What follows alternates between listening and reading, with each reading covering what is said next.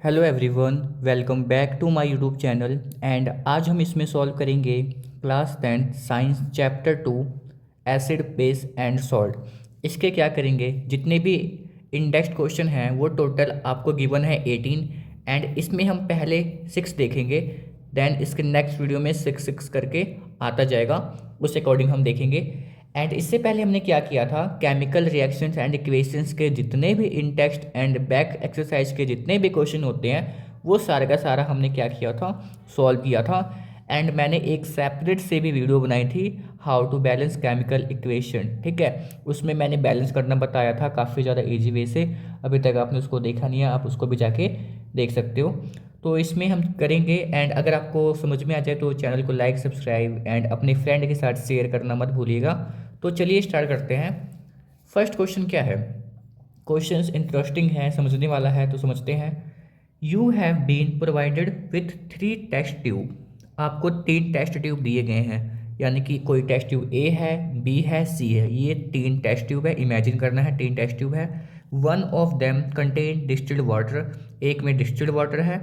And other 2 contain an acidic solutions and a basic solution respectively, यानी कि B में acidic solution है and C में basic solution है।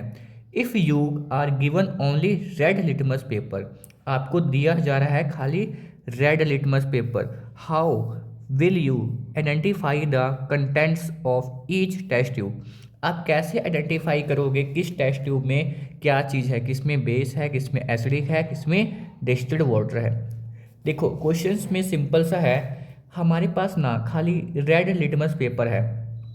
तो क्या होगा, अगर रेड लिटमस पेपर को अगर बेस में डालेंगे, जो उसका कलर होगा रेड से ब्लू में चेंज हो जाएगा, तो हमें पता लग जाएगा भाई ये सोल्यूशन कौन सा है, बेसिक है, क्योंकि इसका जो कलर होगा वो रेड से ना किसमें चेंज हो जाएगा, ब्लू में। पर जो मसला आता है ए और बी में आता है, क्योंकि डिस्टिल वाटर क्या है, ये तो न्यूट्रल है, इसमें तो भाई जो रेड कलर था रेड का रेड ही रहेगा, चेंज नहीं होगा। एसिडिक सॉल्यूशन में क्या होता है, इसका भी कलर क्या होता है, रेड होता है, ये भी चेंज नहीं होगा। अब इसको कैसे आइडेंटिफाई करेंगे, तो हम क्या करेंगे, ध्यान दीजिएगा थोड़ा सा। हम क्या करेंगे, जो बेसिक सॉल्यूशन है ना, इसमें हम जो बेसिक सॉल्यूशन हमारा है इसको हम डिस्टिल्ड वाटर में ऐड कर देंगे। अगर इसमें डिस्टिल्ड वाटर वाटर को ऐड कर देंगे, तो ये बेसिक सॉल्यूशन को डिस्टिल्ड वाटर में ऐड करेंगे तो ये क्या बन जाएगा, बेसिक बन जाएगा, है ना। क्योंकि मेरी बात सुनिए ना ध्यान से, क्योंकि डिस्टिल्ड वाटर है, ये तो न्यूट्रल है, अगर इसमें बेस ऐड कर देंगे तो ये बेसिक बन जाएगा। तो बेसिक का भाई जो कलर था रेड से ब्लू में चेंज हो जाएगा। क्वेश्चन ये है, अगर ये एसिडिक सॉल्यूशन है, एसिडिक सॉल्यूशन में अगर हम बेस को ऐड करेंगे, एसिड देखो एसिड प्लस बेस क्या हो जाता है, न्यूट्रल हो जाता है, तो इसमें तो कोई कलर चेंज नहीं होगा, ये रेड का रेड ही रहेगा, क्योंकि न्यूट्रल में थोड़ी ना कलर चेंज होता है। तो ऐसे हम क्या कर लेंगे, आइडेंटिफाई कर लेंगे कौन सा एसिडिक है, कौन सा बेसिक है, कौन सा न्यूट्रल यानी कि डिस्टिल्ड वाटर है। तो समझिए क्वेश्चन को आगे। देखो बेसिक में क्या हुआ, रेड से ब्लू में चेंज हो गया ना, since we have identify the basic solution, अभी तक हमने बस बेसिक सॉल्यूशन को आइडेंटिफाई किया था। We will pour it into the other 2 test tube. अब हम क्या करेंगे इसको, देखो जो हमारा बेसिक सॉल्यूशन था ना, इसको हम दोनों टेस्ट ट्यूब में क्या करेंगे, पोर करेंगे, किसमें, डिस्टिल्ड वाटर में एंड एसिडिक सॉल्यूशन में। अगर हम डिस्टिल्ड वाटर में बेसिक सॉल्यूशन को पोर करते हैं तो इसका नेचर क्या हो जाएगा, बेसिक नेचर का हो जाएगा। एंड डिस्टिल्ड वाटर को जब basic solutions will turn red litmus to blue, और जो वो सॉल्यूशंस कैसा हो जाएगा, रेड लिटमस से हमें किस में चेंज हो जाएगा, वो ब्लू में चेंज हो जाएगा। पर जो एसिडिक सॉल्यूशंस प्लस बेसिक, अगर एसिड में बेस अगर ऐड करेंगे, ये क्या हो जाएगा, न्यूट्रलाइज हो जाएगा, यानी कि red litmus will remain red, जो रेड लिटमस है वो क्या होगा, रेड ही रहेगा, उसका कलर कोई चेंज नहीं होगा। तो ये था आंसर, ठीक है, आपको समझ में आया होगा क्वेश्चन का आंसर। देन इसके बाद नेक्स्ट क्वेश्चन की ओर मूव करते हैं, जो कि है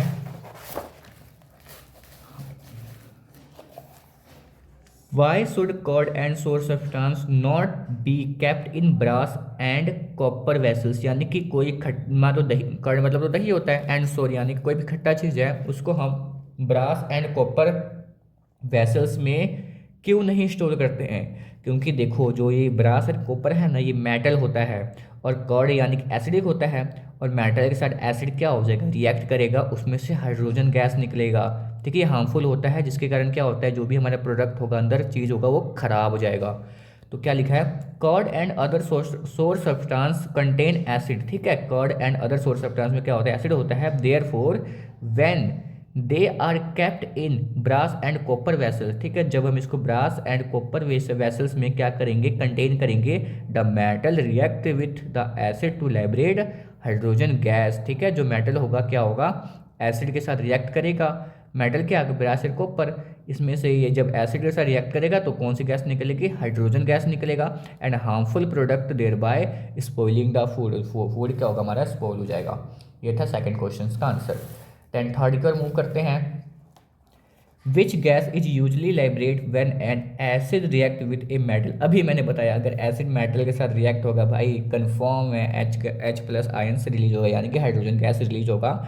illustrate with an example, how will you test for the presence of the gas, यानी कि आपको कैसे पता लगेगा कि हाइड्रोजन गैस निकला है। जब उसके बाद बर्निंग कैंडल लेके जाएंगे ना, उसमें से साउंड आएगा पॉप का, ऐसे हमें पता चल जाएगा। तो देखिए कैसे करते हैं।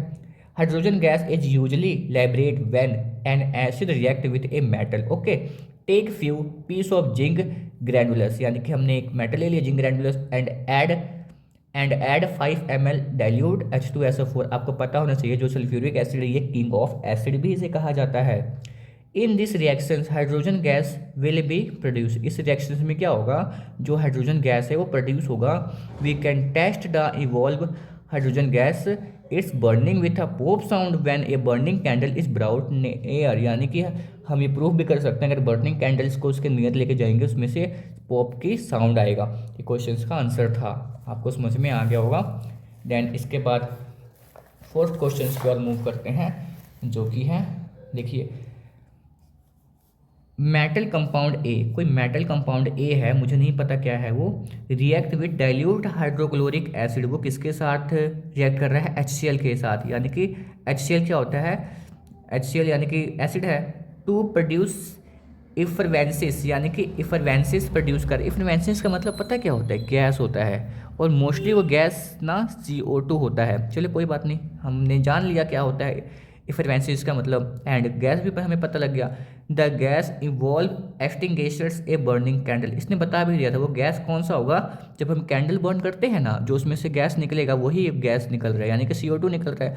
तो ये CO2 तो भाई हमें पहले पता था, ठीक है, CO2 गैस बाहर निकल रहा है। Right a balance chemical equation for the reactions if one of the compound formed is calcium chloride, यानी कि इसने बता दिया भाई, देखो देखो ये मेटल है, ये ए मेटल है, मुझे नहीं पता मेटल कौन सा था, ये क्या कर रहा है, HCl के साथ रिएक्ट कर रहा है, और ये ना CaCl2 यानी कि कैल्शियम क्लोराइड बना रहा है। ये इसने बोला है ना, देखो कैल्शियम क्लोराइड जो है ना कंपाउंड फॉर्म हो रहा है, एंड CO2 भी गैस निकल रहा है, इसने ऊपर बता दिया था भाई, गैस निकल रहा है CO2।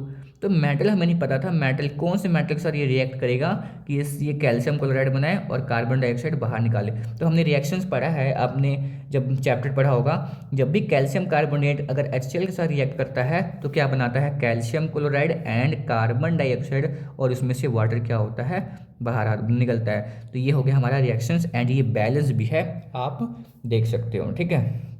तो ये था क्वेश्चंस, बस हमें मेटल बताना था, बाकी हम जब क्वेश्चंस जैसे जैसे पढ़ते हो ना, वैसे वैसे आप नोट रिएक्शंस को लिखते जाइए, तो आपको खुद ही पता चल जाएगा ये क्वेश्चंस का आंसर, ठीक है। ये था। देन नेक्स्ट पर मूव करते हैं। Why do HCl then HNO3, यानी कि नाइट्रिक एसिड गिवन है हमें, एक्सेट्रा सो एसिडिक करेक्टर्स, ये दोनों हमें एसिडिक करेक्टर्स शो होते हैं इन एक्वा सॉल्यूशंस में, ठीक है। While solutions of compound like alcohol हो गया एंड ग्लूकोज हो गया, ये हमें एसिडिक करेक्टर्स ये शो नहीं करते। क्यों, जब इसको पानी में डालते हैं ना, तो ये जो H और Cl है ये ब्रेक हो जाते हैं, जिसमें से H पॉजिटिव अलग, Cl नेगेटिव अलग, H पॉजिटिव अलग, ये सब अलग हो जाएगा, बस इसीलिए शो होता है। बिकॉज HCl HNO3 यानी कि nitric acid acceptor dissociate in water, ये क्या होगा, पानी के अंदर डिसोशिएट हो जाएगा to form hydrogen ions, but glucose and alcohol do not dissociate, इसीलिए क्या होता है, ये एसिडिक कैरेक्टर शो नहीं करते, और ये एसिडिक कैरेक्टर शो करते हैं। तो ये था। फिर इसके बाद देखते हैं, why does N aqua solutions of N acid conduct electricity, यानी कि एक्वा सोल्यूशंस यानी कि क्यों भाई, यानी कि इलेक्ट्रिसिटी कंडक्ट करती हैं, क्योंकि एसिड जो होता है देखो डिसोशिएट इन एक्वा सोल्यूशन, जो एसिड होता है भाई वो डिसोशिएट हो जाते हैं एक्वा सोल्यूशन में टू फॉर्म आयंस बनाते हैं। This ion are responsible for conductions of electricity, ये जो आयंस होते हैं यही रिस्पॉन्सिबल होते हैं इलेक्ट्रिसिटी को कंडक्ट करवाने में। तो ये था हमारा 6 क्वेश्चन, जो इसके नेक्स्ट पार्ट में आएगा पार्ट बी, उसमें 6 क्वेश्चन होंगे, ठीक है। फिर ऐसे हम 6 क्वेश्चन करके सारे का सारा डिस्कशन करेंगे। देन मैंने आपको पहले बताया था, अगर मेरे चैनल पर नवी हो, ये हमारा एनसीईआरटी सीरीज चल रहा है। इसमें क्या करेंगे ना, जितने भी आपके बैक और इन टेस्ट क्वेश्चन जितने भी गिवन है एनसीईआरटी के, सारा क्लास 10th का सॉल्व करेंगे 1 by 1 करके, ठीक है। सो मिलते हैं इसके नेक्स्ट वीडियो में। So thank you for watching my video, thank you.